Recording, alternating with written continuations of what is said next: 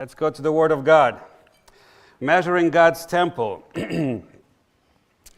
Let's see. Can I have it on the screen, please? All right.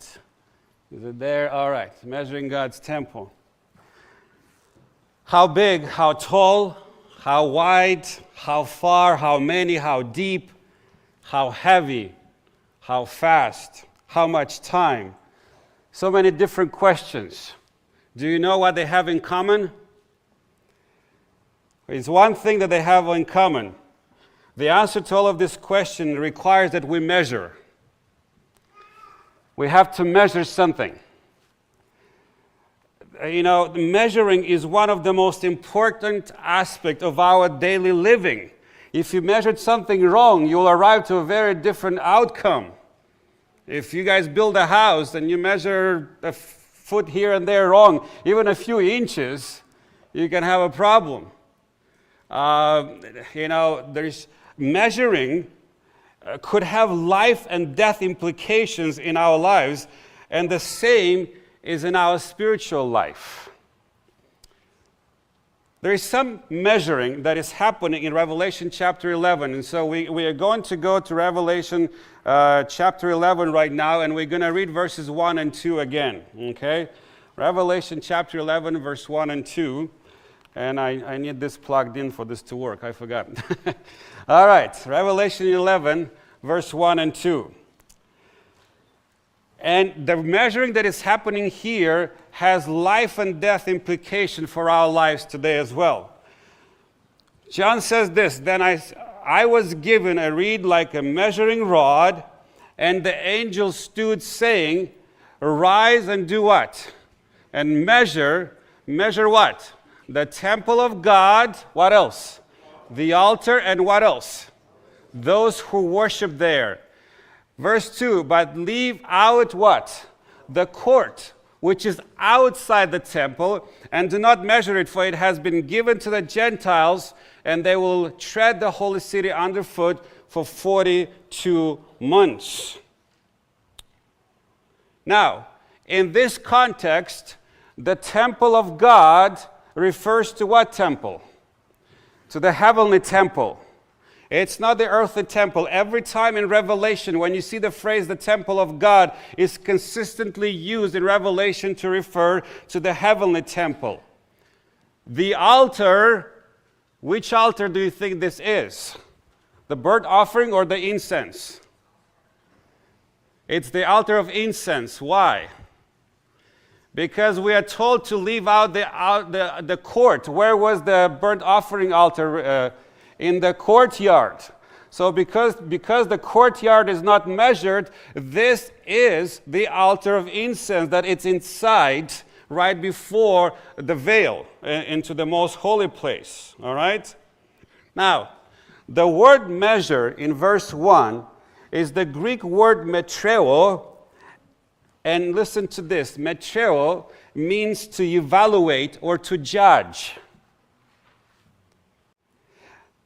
The New Testament passages, which are characterized by the word metron or metreo, always refer to judicial work of God. So when it says here measure, it actually tells what to do what?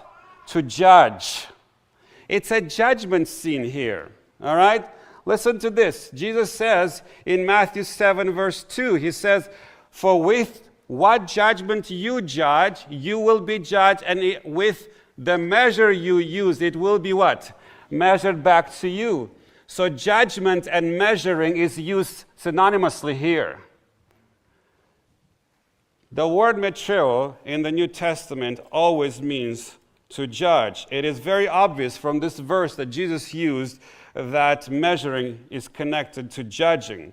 In Old Testament times, measuring involved judgment as well, and the judgment was in regards to who would live and who would die. That's why I said measuring has life and death implications. Let's read a verse from the Old Testament, 2 Samuel 8, verse 2. "Then he defeated Moab," that's David, "forcing them down to the ground. He measured them off with a line." What did he do? He measures them. And listen to this. "With 2 lines, He measured off those who to be put to death, and with one full line, those who to be kept alive. So measuring is a life and death situation.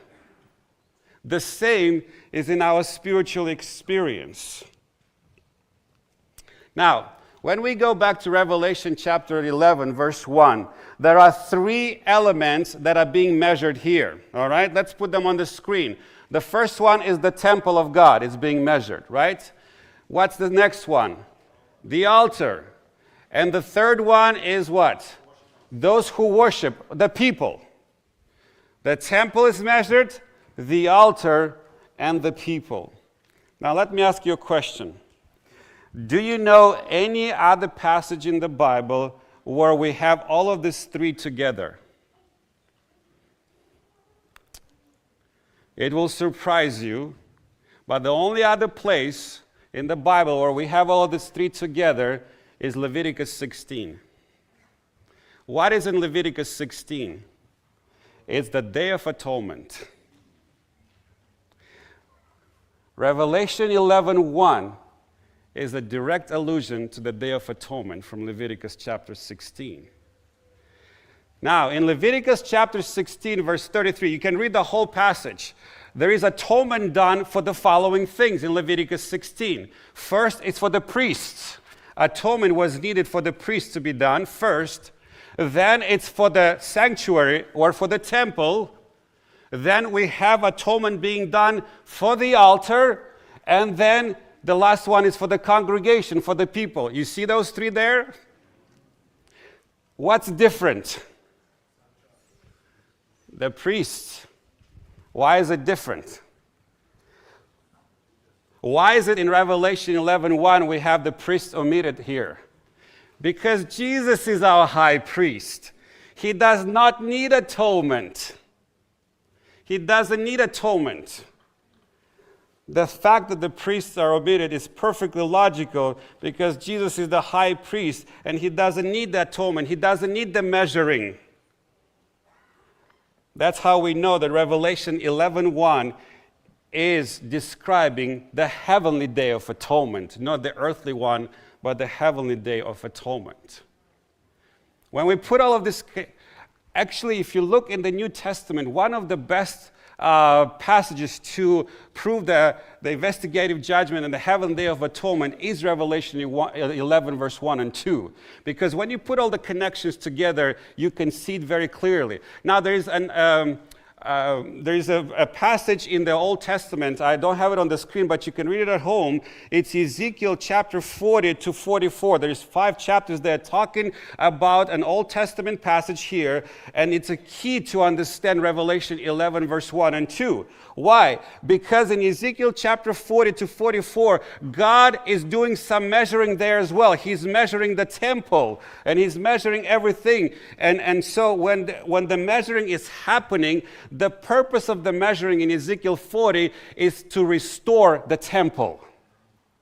The restoration is the purpose of the measuring. So, and it's interesting there in Ezekiel chapter 40 that the time of the measuring, you know what was the time?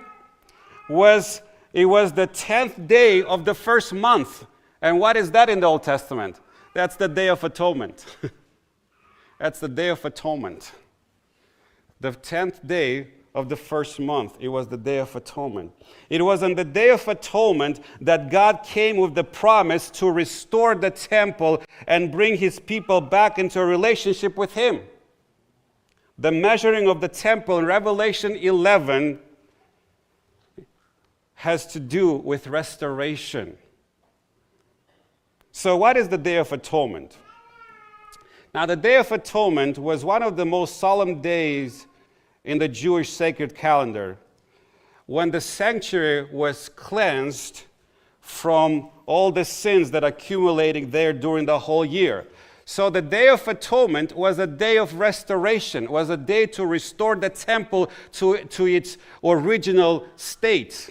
All right? The sins were accumulating the whole year, and when the sins were cleansed, God brought restoration. All right? And so it was sort of a final day of measuring for the Israelites. It was a day of measuring or a day of judgment for Israel. That is why this day had an atmosphere of final judgment about it. For on that day, it says in the Bible, separation was to take place.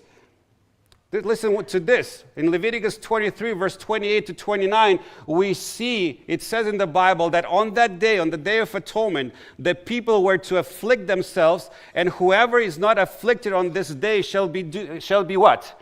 Cut off from his people. There is a separation happening for those who are afflicting their hearts, for those who are faithful to God,